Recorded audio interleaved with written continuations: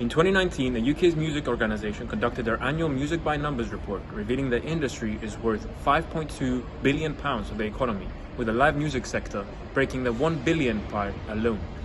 At the time, there was more than 190,000 people working in the industry, but after COVID-19 hit, that number reduced drastically, as a study by the Media Insight Consulting found almost 80% of the workforce was lost, with the music industry workers having to find other incomes, showing the importance of live performances and the reopening of venues as lockdown restrictions ease on June 21st.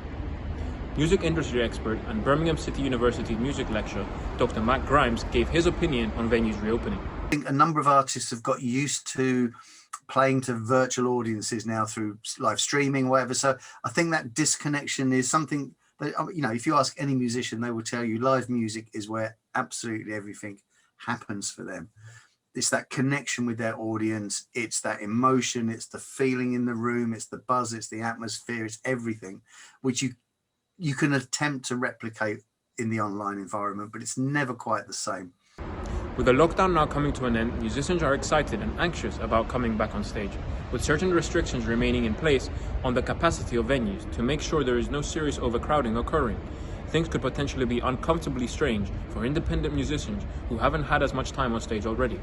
The drummer from independent band Crush, Fotis Calantes, commented on the issue. I'm very excited for the reopening of venues. However, I am slightly worried about the capacity that we'll be able to allow people in, because obviously with working around these restrictions means we that make money on ticket sales will be making a lot less money. However, venue prices will probably still stay the same, if not maybe be more expensive because they've been closed for so long.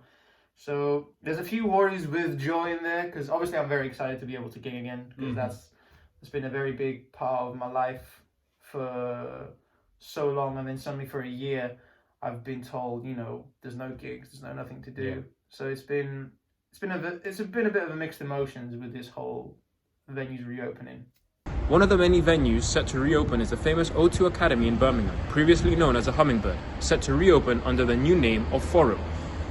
Having hosted worldwide acts including the Ramones and Red Hot Chili Peppers, the venue will officially open for business on September 10th.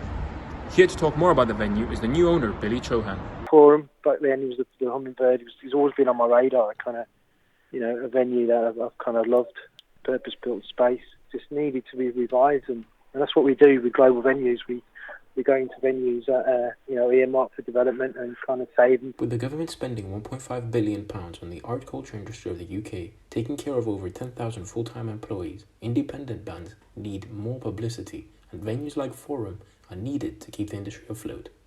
Talking more about the importance of the historic venue is Dr. Matt Grimes. The Forum, it's a really good thing actually, because it's going to be a good mid-sized venue that the city hasn't had for probably the best part of 10 or 12 years, because it's been closed for quite a while. It was on the decline. It's been closed for quite a while. And it's that real good mid-sized venue that's, you know, it's not the arena size, but it's not your Hare and Hounds and the Institute size. It's that sort of next level up. And I think that's important for bands that are maybe 1-2 albums in that are doing their first, or maybe bands doing their first major UK tour. It really satisfies that market because you can get a good capacity of people in there. And I'm really excited by that. With the industry soon set to return in full working order, life finally seems to be returning to normality. Samuel Calances, reporting from Birmingham Eastside.